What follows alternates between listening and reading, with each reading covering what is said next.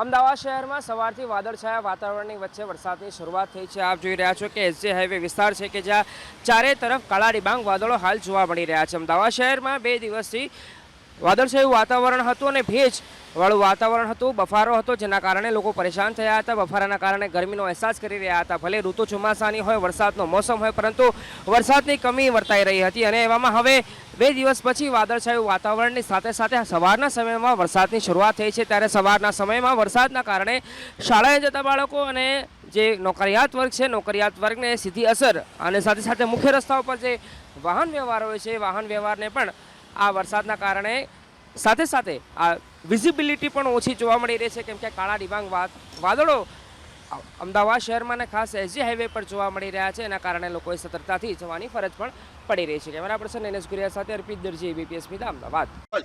જે રીતે હવામાન વિભાગ દ્વારા વરસાદની આગાહી કરવામાં આવી હતી, તે જ રીતનો અનરાધાર વરસાદ મહીસાગર જિલ્લામાં વરસી રહ્યો છે, જેને લઈને હાલોલ શામળાજી હાઈવે જાણે બ્લોક થયો હોય તેવા દ્રશ્ય સર્જાયા છે।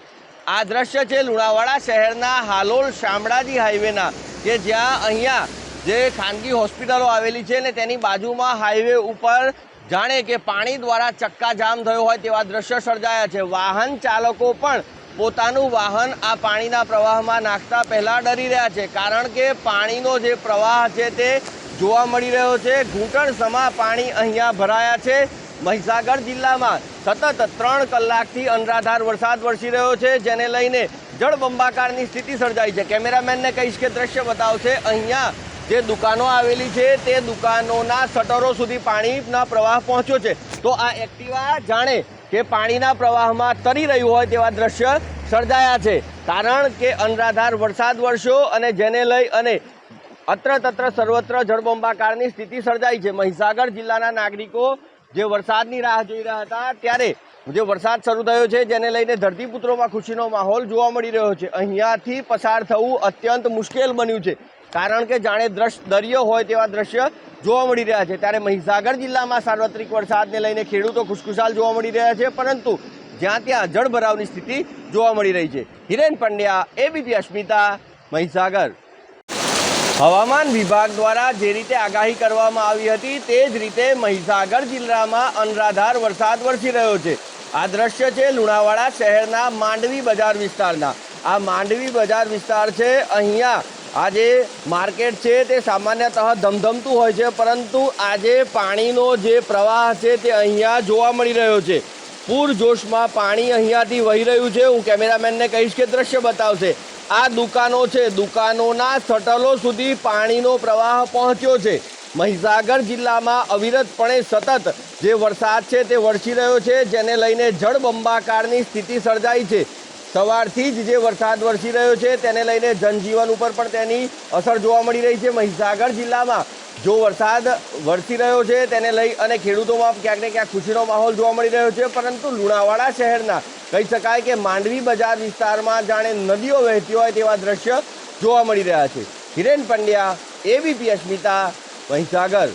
દાહોદમાં મેઘરાજાએ ફેર ધમાકેદાર બેટિંગ કરી છે। દ્રશ્યો આપણે બતાવવા માંગીશ હાલ દાહોદના સ્ટેશન રોડ વિસ્તારના દ્રશ્યો, અને આપ જોઈ શકો છો સામેથી જે પોલીસ વાન પણ આ જે વરસાદના પાણી છે તેમાંથી પસાર થઈ રહી છે, કારણ કે જે વરસાદ ધોધમાર વરસ્યો હતો જેના કારણે ગટરના પાણી ઉભરાઈ અને રસ્તા પર આવે છે। આપ જોઈ શકો છો જે ખાડા પડ્યા છે તેના કારણે જે પોલીસ વાન છે તે પણ હાલ તો નાસ્તે ડૂબકતે પસાર થઈ રહી છે। કહી શકાય કે જે ભારે મુશ્કેલીનો સામનો અહીંથી જે પસાર થતા વાહનો છે તેઓને થઈ રહ્યા છે। હાલ આપ જોઈ શકો છો ઘૂંટણ સમા પાણી તમામ જે રસ્તા ઉપર ફેરવાયા છે, જેના કારણે વાહન ચાલકો મુશ્કેલીમાં મુકાયા છે। આપ જોઈ શકો છો સામે જે એમજીવીસીએલની ડીપી છે જે પણ પાણીમાં ગરકાવ થઈ છે, એટલે જે કેબલો છે તે પાણીમાં અડી રહ્યા છે, જેના કારણે અકસ્માત પણ થઈ શકે તેવી ભીતિ પણ સર્જાય છે। પણ તમામ જે વિસ્તાર છે, એટલે કે બસ સ્ટેન્ડથી નગરપાલિકા તરફ જતો તમામ જે વિસ્તાર છે તેમાં પાણી થતાં ક્યાંક ને ક્યાંક જે લોકો છે તેને મુશ્કેલીનો સામનો કરવો પડી રહ્યો છે। પણ ક્યાંક ને ક્યાંક છેલ્લા કેટલાક સમયથી વરસાદની રાહ જોતા ધરતીપુત્રો અને દાહોદવાસીઓમાં ખુશીનો માહોલ પણ જોવા મળી રહ્યો છે। મનીષ જૈન, એબીપી અસ્મિતા, દાહોદ। દાહોદમાં ધોધમાર વરસાદ બાદ અલગ અલગ વિસ્તારોમાં પાણી ભરાવાના દ્રશ્યો જોવા મળી રહ્યા છે। ત્યારે દ્રશ્યો આપણે બતાવવા માંગીશ હાલ જે વિસ્તાર છે, આપ જોઈ શકો છો કે જે વિસ્તારમાં તમામ જે વિસ્તારમાં પાણી ભરાવાના દ્રશ્યો જોવા મળી રહ્યા છે। ઘૂંટણસમાં પાણી અહીં જે ભરાયા છે, જેથી કરીને લોકોને મુશ્કેલીનો સામનો કરવો પડી રહ્યો છે। કેટલાક લોકો છે તેઓ સાથે પણ વાત કરીશું। શું કહેશો હાલ જે પાણી ભરાયા છે તેના કારણે? પાણી અમારા ઘરની અંદર સાહેબ ભરાઈ ગયું છે. પાણી ઘરની અંદર ભરાઈ ગયું છે. ઘરની અંદર પલંગ નીચે પાણી આવી ગયું છે. ઠેઠ સુધી છોકરાઓ પેશાબ પાણી કરે તો કઈ રીતે ઉઠીને જાય અને ગંદુ પાણી ગટરનું આવે છે. આવા 5 વર્ષથી આવો પ્રોબ્લેમ છે. સ્માર્ટ સિટી બની ગયો, રોડો ઊંચા થઈ ગયા છે અને વધારે પ્રોબ્લેમ થઈ ગયો છે. પાણીનો નિકાલ જ નથી, ગટરના પાણીનું.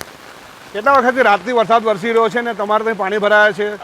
અડધા કલાકથી પાણી અડધા કલાકમાં જ ખાલી દોઢ વાગ્યાથી 2 વાગ્યાના ટાઈમે જ અમારા ઘરની અંદર પાણી ભરાઈ ગયું. હમણાં તો 3 વાગે 3:30 વાગે આવ્યા તો બી એના ઘરની અંદર પાણી હમણાં ટીમ હમણાં ફાયર બ્રિગેડની આવી તો પાણી થોડું ઘણું હટાવી કચરો હટાવ્યા પછી પાણી નીકળ્યું. તો કહી શકાય કે ફાયરની ટીમ પણ અહીં જોવા મળેલી છે. અહીં આપ જોઈ શકો છો, એ દ્રશ્યો આપણે બતાવવા માંગીશ. પાણી ભરાયા છે જેના કારણે લોકો પરેશાન છે. ધોધમાર વરસાદ હાલ પણ વરસી રહ્યો છે.